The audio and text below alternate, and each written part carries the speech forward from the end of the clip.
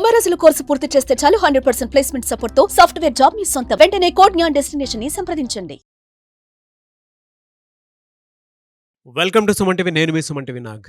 హక్కు విడుదల పత్రం అంటే ఏంటి, దానికి సంబంధించినటువంటి పూర్తి సమాచారం ఏంటి అనేది ఈరోజు మనతో పాటు హైకోర్టు అడ్వకేట్ అలగరి రవీంద్రనాథ్ గారు ఉన్నారు. అది వారి మాటలోనే తెలుసుకుందాం. Hello sir. హాయ్ అండి నాగరాజు గారు. హక్కు విడుదల పత్రం అంటే ఏంటి, దాని జనరల్ గానే ఎలాంటి రైట్స్ ఉంటాయి, ఏ సందర్భాల్లో దాన్ని మనం యూటిలైజ్ చేసుకోవాల్సినటువంటి బాధ్యత ఉందంటారు? నాగరాజు గారు, ఒకప్పుడు చట్టాలపైన హక్కులపైన పెద్దగా అవగాహన ఉండేది కాదు.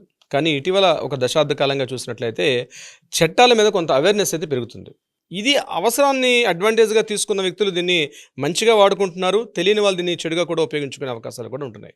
ఈ హక్కు విడుదల పత్రం ఏదైతే మనం ఇప్పుడు మాట్లాడుకోబోతున్నామో ఇది చాలా కీలకమైనటువంటి పత్రం. ఇది అంటే వారసత్వపు హక్కుల మీద, అంటే ఫ్యామిలీలో జాయింట్ ఫ్యామిలీస్ మధ్య ఉన్నటువంటి సందర్భాల్లో ఆ ప్రాపర్టీస్ని అందరూ కూడా ఎవరెవరికి ఎంత భాగ పంపకాలు జరగాలి అనే సందర్భంలో అందరికీ కూడా రైట్స్ ఉంటాయి. ఉదాహరణకి ఒక తాతగారి ప్రాపర్టీ ఉంది.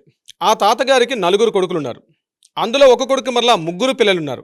ఇక్కడ తాతగారి యొక్క ఆస్తి ఆ 4 పిల్లలకి వస్తుంది. అందులో ఉన్నటువంటి ఒక్కొక్క అబ్బాయి కూడా ప్రాపర్టీ చెందుతుంది. మరలా అక్కడ ఉన్నటువంటి ఆడపిల్లలకు కూడా హక్కు ఉంటుంది. అందులో ఒక్కొక్కరికి మరలా 1-2 పిల్లలు ఉంటే వాళ్ళకు కూడా ఆ యొక్క ప్రాపర్టీ మీద హక్కు ఉంటుంది. ఇక్కడ హక్కు విడుదల పత్రం ఎక్కడ మనకి ఇక్కడ అప్లై అవుతుందంటే, మిగిలినటువంటి 4 కుమారుల్లో, ఇప్పుడు నేను చెప్పిన తాతగారులు 4 కుమారుల్లో, లేకపోతే కుమారులు కావచ్చు, కుమార్తెలు కావచ్చు, ఎవరైనా కావచ్చు, వాళ్ళు ఉన్న సందర్భాల్లో వారికి ఉన్నటువంటి లీగల్ రైట్ ఏదైతే ఉందో, అంటే తాతగారి యొక్క ఆస్తి మీద వారికి ఏదైతే చట్టబద్ధంగా వారికి ఏదైతే హక్కు వచ్చిందో ఆ హక్కుని వదులుకోవడాన్ని హక్కు విడుదల పత్రం ద్వారా వాళ్ళు విడుదల చేస్తారు. అంటే తమకు ఉన్నటువంటి ఆస్తి హక్కుని, మాకు ఈ ప్రాపర్టీ అవసరం లేదు. ఎక్కడ ఎక్కువగా దీని గురించి మనం డిస్కస్ చేస్తామంటే, ఆడపిల్లలకి పెళ్లిళ్ళు చేసి వెళ్ళిపోయిన సందర్భాల్లో, ఇటీవల కాలం గడిచిన దశాబ్ద కాలం నేను చెప్తున్నాను, పెళ్లిళ్ళు అయిపోయి అత్తవారింటికి వెళ్ళిపోతున్న సందర్భాల్లో ఈ యొక్క ప్రాపర్టీకి ఏది ఆ అమ్మాయికి తన తండ్రి ద్వారా సంక్రమించిన ఆస్తి ఏదైతే ఉందో ఆ ఆస్తి యొక్క మరలా పెళ్లిళ్ళు అయిపోయి వేరింటికి వెళ్ళిపోయిన తర్వాత, లేదా ఆ పెళ్లికి వెళ్ళిన సందర్భాల్లో ఆ ప్రాపర్టీని అమ్మి కానీ, లేకపోతే ఇతరత్ర పెళ్లి ఖర్చుల నిమిత్తమో, లేకపోతే కట్నం సందర్భించి ఏదైనా ఆ అమ్మాయికి పంపించే సందర్భాల్లో ఇక ఆ అమ్మాయికి ఈ యొక్క ప్రాపర్టీ మీద హక్కులు లేవు అని చెప్పి ఈ అన్నదమ్ములు ఆ అమ్మాయికి చేత ఒక పత్రం రాయించుకుంటారు. దీన్ని హక్కు విడుదల పత్రం అంటారనమాట. అంటే చాలా సందర్భాల్లో ఆడపిల్లకి ఈ విషయం తెలియదు చాలామందికి. ఏదో సరే మా నాన్నగారు ప్రాపర్టీ కదా, మా అన్నయ్యలు ఇంత కష్టపడి పెళ్లి చేశారు కాబట్టి ఓకే, ఏదో పేపర్ మీద సంతకం పెట్టారని చెప్పి ఒక పేపర్ మీద సంతకాలు పెట్టేసి వెళ్ళిపోయిన తర్వాత, లేదు ఆ యొక్క ప్రాపర్టీస్ మీద మాకు కూడా హక్కు ఉందని తెలిసి మరలా ఆడపిల్లలు మమ్మల్ని చాలామంది అప్రోచ్ అవుతుంటారు. సార్, ఆ ప్రాపర్టీ ఉంది, మాకు కూడా హక్కు ఉంది కదా సార్, ఆడపిల్లల హక్కు ప్రకారం మాకు కూడా హక్కు చట్టం ఉంది కదా, మాకు వర్తిస్తుందని వచ్చినప్పుడు, ఏమా మీరు ఏమైనా పత్రాలు ఏమైనా సమర్పించారంటే, లేదు సార్, ఏదో ఒక పేపర్ తీసుకొచ్చారు, ఆ పేపర్ మీద ఆ సందర్భంలో ఆ పెళ్లి సందర్భంలో సంతకాలు పెట్టేస్తాం అని చెప్తూ ఉంటారు. అయితే ఆ సందర్భంలో చెప్పినటువంటి రిలీజింగ్ అంటే ప్రాపర్టీ రిలీజింగ్, అంటే ప్రాపర్టీ రైట్ రిలీజింగ్, ఆ ప్రాపర్టీ మీద హక్కును వదులుకోవడాన్ని హక్కు విడుదల పత్రం అంటే ఇది చాలా కీలకమైనటువంటి పత్రం. నేను అందుకనే అమ్మాయిలకి వీడియో ద్వారా చెప్తున్నాను, మీకు ఏదైనా ప్రాపర్టీ మీ తాతల నుంచి కానీ నాన్నగారి దగ్గర నుంచి ప్రాపర్టీ వచ్చిన సందర్భాల్లో మీరు ఏదైనా సొంత మీ అన్నదమ్ములైనా సరే మీరు ఒక పేపర్ మీద సంతకం పెట్టేటప్పుడు ఖచ్చితంగా ఒక లీగల్ అడ్వైజర్ని సంప్రదించండి. అది ఏమి రాసుకుంటారు, మీరు వైట్ పేపర్ మీద సంతకం పెట్టేస్తారు. నేను చెప్పేది 100 రూపీస్ పేపర్ కానీ 50 రూపీస్ పేపర్ కానీ లేకుండా ఖాళీ తెల్ల కాగితం మీద సంతకం పెట్టినా సరే వర్తిస్తుంది ఈ హక్కు విడుదల పత్రం. ఇది 1908 యాక్ట్ ప్రకారం మనకి ఆడపిల్లలకు హక్కు విడుదల పత్రాన్ని మెన్షన్ చేయడం జరిగింది. అంటే ఆ ప్రాపర్టీ మీద పూర్తిగా హక్కులు విడుదల చేసేసుకుంటారు కాబట్టి ఇక అన్నదమ్ములు బాగా పంపకాలు చేసుకుంటారు. ఇది ఒక సందర్భం. నేను మరొక సందర్భాన్ని చెప్తాను. ఒక ఇద్దరు పర్సన్స్ కలిసి ఒక కంపెనీ ఫ్లోట్ చేశారు. ఆ ఫ్లోట్ చేసి కంపెనీ బాగా డెవలప్ అయింది. డెవలప్ అయిన తర్వాత కొంత ప్రాపర్టీని ఆ యొక్క సంస్థ పేరు మీదుగా కొన్నారు. కొన్న తర్వాత ఆ యొక్క వాల్యూస్ పెరిగాయి. అంటే ఇటీవల కాలంలో ఆస్తుల యొక్క వాల్యూస్ చాలా పెరిగిన తర్వాత ఈ యొక్క వివాదాలు ఎక్కువ అవుతున్నాయి. అయితే ఇందులో తెలివైనటువంటి భాగస్వామి ఏం చేస్తారంటే, కాస్త సెకండ్ పార్ట్నర్, థర్డ్ పార్ట్నర్, ఎవరైనా కొంతమంది పార్ట్నర్స్ ఉంటే ఆ పార్ట్నర్స్ చేత కొన్ని సంతకాలు పెట్టించుకుంటాడు. అంటే మనం కంపెనీ అసెట్ మీద ఒక ప్రాపర్టీ కొన్నాం, సో ఈ ప్రాపర్టీని కంప్లీట్గా మీరు ఇక్కడ ప్రాపర్టీ మీద రైట్ రిలీజ్ చేసేస్తామని చెప్పి ఒక ప్రాపర్టీ మీద రిలీజింగ్ ఆర్డర్స్ కూడా పెట్టేస్తారంటే ఆ ప్రాపర్టీ మీద ఈ పార్ట్నర్స్కి ఎటువంటి కూడా హక్కు లేకుండా పెట్టుకునే పత్రం.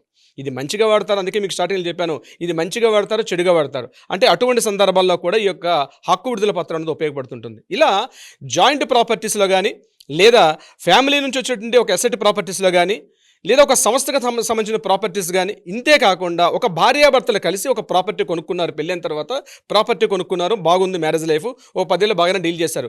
ఏదైనా సందర్భాల్లో వాళ్ళిద్దరి మధ్య మనస్పర్ధలు పెరిగిన తర్వాత డివోర్స్ కోరుకుంటారు. డివోర్స్ కోరుకున్న సందర్భాల్లో కోర్టులకు ఎక్కినప్పుడు ఆ ప్రాపర్టీ ఎవరికి చెందుతుందనే విషయంలో ఈ తెలివైన భర్త కావచ్చు, తెలివైన భార్య కావచ్చు ఏం చేస్తుందంటే ఈ ప్రాపర్టీ రిలీజింగ్ ఆర్డర్, అంటే ప్రాపర్టీ రైట్ రిలీజింగ్ ఆర్డర్, హక్కు విడుదల పత్రం మీద సంతకాలు పెట్టించుకొని దీని మీద నీకు ప్రాపర్టీ రైట్స్ లేవని చెప్పి కూడా కోర్టుకు వచ్చే సందర్భాలు కోకొల్లలుగా కనిపిస్తుంటాయి. అంటే హక్కు విడుదల పత్రం ఏదైతే ఉంటుందో ఇది చాలా కీలకమైనటువంటి పత్రం. ఇది మనకు క్లియర్గా చెప్తున్నారు. సో నేను ఈ వీడియోలో చెప్పేటంటే గుర్తుపెట్టుకోవాల్సింది, దీని మీద సంతకాలు పెట్టేటప్పుడు మీ భాగస్వామి ఎంత మీకు రిలయబుల్గా కనిపించినా ఎప్పుడైనా పేపర్స్ మీద సంతకాలు పెట్టకండి దయచేసి. అది మాత్రం నేను ఒక సూచనగా చేస్తున్నా. ఇక మన టాపిక్లోకి వెళ్ళేటప్పుడు దీన్ని ఎలా వాడతారంటే, ఒకటి ఖచ్చితంగా ఈ యొక్క ప్రాపర్టీని ఖచ్చితంగా రిజిస్ట్రేషన్ చేసుకోవాలి. హక్కు విడుదల పత్రం మంచిగా మాట్లాడుకునేటప్పుడు ఏంటంటే అన్ని సందర్భాల్లో కిడినే మాట్లాడుకోలేం కాబట్టి మంచిగా మాట్లాడుకునేటప్పుడు ఈ హక్కు విడుదల పత్రం ఏదైతే ప్రాపర్టీ రైట్ రిలీజింగ్ యాక్ట్ వస్తుందో, ఆ రిలీజింగ్ వస్తుందో దీని మీద నేను పూర్తిగా వదిలేసుకుంటున్నాను హక్కులు అనుకునేటప్పుడు రిజిస్ట్రేషన్ ఆఫీస్కి వెళ్ళి ఇద్దరు కూడా ఆ రిలీజింగ్ చేసినటువంటి పర్సన్ యొక్క సంతకం కూడా అవసరం. దీనితో పాటు ఇద్దరు సాక్షులు కూడా సంతకాలు పెట్టించుకోవాలి. ఇది ఖచ్చితంగా రిజిస్ట్రేషన్ చేయాల్సిన అవసరం. చాలామంది ఏమనుకుంటారంటే జస్ట్ పేపర్ మీద రాసేసుకున్నాం కాబట్టి హక్కు ఉండదని. కానీ ఇటీవలకు వచ్చినటువంటి కొన్ని సుప్రీంకోర్టు ఇచ్చినటువంటి కొన్ని తీర్పుల్లో క్లియర్గా చెప్తున్నారు దీనికి తప్పనిసరిగా రిజిస్ట్రేషన్ చేసుకోవాలి అని చెప్పి 1908 రిజిస్ట్రేషన్ యాక్ట్ ప్రకారం కూడా ఖచ్చితంగా రిజిస్ట్రేషన్ చేసుకున్న అదటి ఎస్ఆర్ఓ ఉంటుంది, ఆంతరుగా చేసుకోవాల్సింది. ఇంకొక పాయింట్ ఏంటంటే, ఒకసారి ప్రాపర్టీ అంటే హక్కు విడుదల పత్రం మీద సంతకాలు పెట్టిన తర్వాత ఎట్టి పరిస్థితుల్లో కూడా దాన్ని ఛాలెంజ్ చేసే అధికారం మాత్రం ఎట్టి పరిస్థితుల్లో రిలీజింగ్ చేసినటువంటి పర్సన్కి ఆ యొక్క హక్కు మీద ఛాలెంజింగ్ చేసే అధికారం అయితే ఎట్టి పరిస్థితుల్లో ఉండదు. ఒకసారి మీరు సంతకం పెట్టారు అంటే తప్పనిసరిగా దాని మీద సర్వ హక్కులను కూడా మీరు వదులుకునే అవకాశం ఉంటుంది. అంతేకాకుండా మీకు సంబంధించిన వారసులు ఉంటారు, అంటే మీకు సంబంధించిన కొడుకులు కానీ కూతుర్లు కానీ ఎవరైనా వచ్చి మా నాన్నగారు ఏదో తెలియకుండా చేసేసారనో, లేదా మా భార్య సరిగ్గా తెలియకుండా చేసేసారు కాబట్టి ఈ వారసులకు ఏమైనా హక్కు ఉంటుందంటే, ఒకసారి హక్కు విడుదల పత్రం మీద సంతకం పెట్టిన తర్వాత పిల్లలకు కానీ వారసులకు కానీ దాని ఎటువంటి రైట్స్ కూడా ఉండే అవకాశం కూడా ఎట్టి పరిస్థితుల్లో అవకాశం లేదు నాగరాజు గారు. అండ్ కొంతమంది ఈ ప్రాసెస్ని కూడా ఎలా క్లియర్ చేసుకుంటే బాగుంటుంది అనుకునేటువంటి వాళ్ళు చాలా మంది ఉన్నారు. అంటే ఇప్పటికీ మనం వీడియో రిలీజ్ చేస్తే తప్ప తెలియనటువంటి వాళ్ళు చాలా మంది ఉన్నారు. ఆడపిల్లలకు కొన్ని విషయాలు తెలియదు. అవునండి. వాళ్ళు ఏం చేస్తారంటే ప్రేమ, అనురాగాలు, ఆప్యాయత వాటిలోనే ఎక్కువగా కుటుంబాన్ని కాపాడుకుందాము, కుటుంబంతో మనకి ఎందుకు గొడవలు పెట్టుకోవటం అనేటువంటి ఉద్దేశంతో ఉంటారు. బట్ మీ బాధ్యత మీకు ఏ హక్కులు ఉన్నాయని తెలుసుకోవటం అనేది.